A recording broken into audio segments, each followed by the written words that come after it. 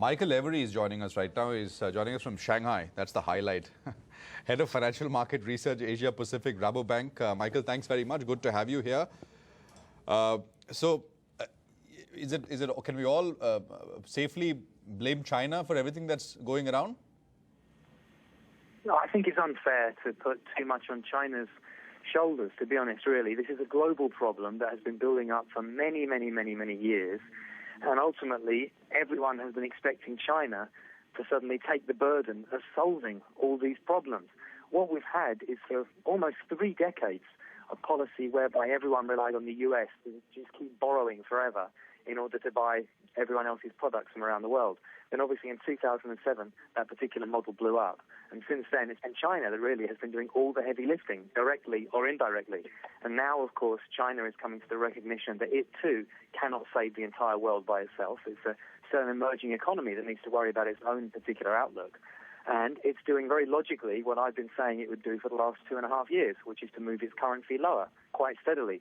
Some people are being absolutely caught by surprise by this. I'm afraid they haven't read any of my research, because this is exactly what I've been saying would happen. As a result, those who haven't been expecting it are suddenly panicking. But at the same time, there is also this broader recognition that now no one really is going to step forward as the consumer of last resort. And to really rub salt into the wounds, the US actually thinks now is the time to tighten monetary policy, which I think historically everyone will look back at as an enormous error. But nonetheless, they seem to specialize in making those kind of errors, and it looks like they're very happy to be making another one this year.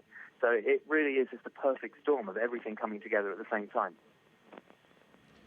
For very simply put, what does China devaluing mean for the world economy? I mean, this continuous devaluation, what does it mean in trade terms and flow terms?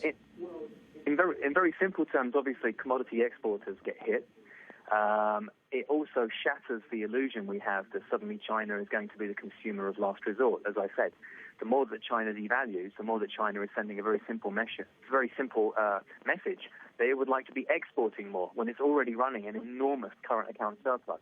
So effectively, China is exporting deflation to the rest of the world, which is already struggling with deflation. And everyone is trying to push deflation off onto every other country. Now, for a country like India that normally suffers from inflation, actually, that's not entirely unwelcome, because it's nice to have a bit of deflation to counterbalance structural inflation. But for far too many other places, it really locks you into a deflationary Japanese-style cycle. And unfortunately, China, in its own perfectly good interests, is likely to continue to do that going forward. What about the Chinese debt problem? I mean, just China itself, the debt problem, and trying to wriggle your way out of that hole by devaluing. Is that a concern? And is that the big concern or not? Not really. It's an enormous. It's not just a concern. It's an unavoidable fact. China has an enormous stockpile of debt that it hasn't even begun to reduce yet. It's still growing rapidly. In fact, the figures aren't completely clear, and a lot of it is camouflaged. It's not even clear if they've slowed down the growth rate of debt, let alone actually starting to reduce it. And of course, this is all happening while nominal GDP growth is declining sharply.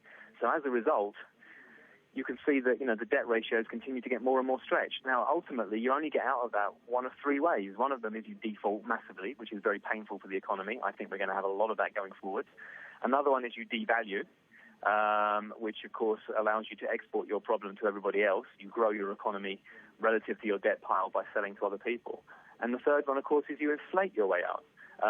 And by devaluing your currency, as I said, you send deflation to everybody else, and you create a little bit more inflation at home to make it a bit more manageable. But in terms of a big inflationary spurt in China, it seems very hard to achieve when they're locked into structural deflation. So this really is just the lie of the land. It's been screamingly obvious for a very long period of time. But, markets don't travel in a straight line, so you have a lot of volatility around that particular journey. And I really don't see any way that China is going to get out of this other than a combination of further devaluation and some defaults. And that's going to be a very painful combination for everybody else, even if it's one that works for China. Some of the other indices, I was speaking to somebody else in the morning, and they were saying that actually don't make the mistake of comparing what's happening in markets to what's happening in the economy, the Chinese economy. implying that the economy at the margin, incrementally, at least data suggests it's getting a little better. Would you agree with that? No, not in the slightest. The only thing we've seen positively, or seen recently that's positive, is that the government is now basically throwing money at the economy again. And you can see that having tried to wear a hair shirt up until recently, they've decided that they're going to go back on a fiscal spending surge. Now, in the short term, yes, that can lift a few more boats, but ultimately you end up with more infrastructure in the wrong places, you end up with more empty office buildings, and you end up with more empty five-star hotels, similar to the one I've just walked into, where there doesn't appear to be anyone else here. And ultimately, again, that isn't going to help China in the long run. It's just another short-term fix.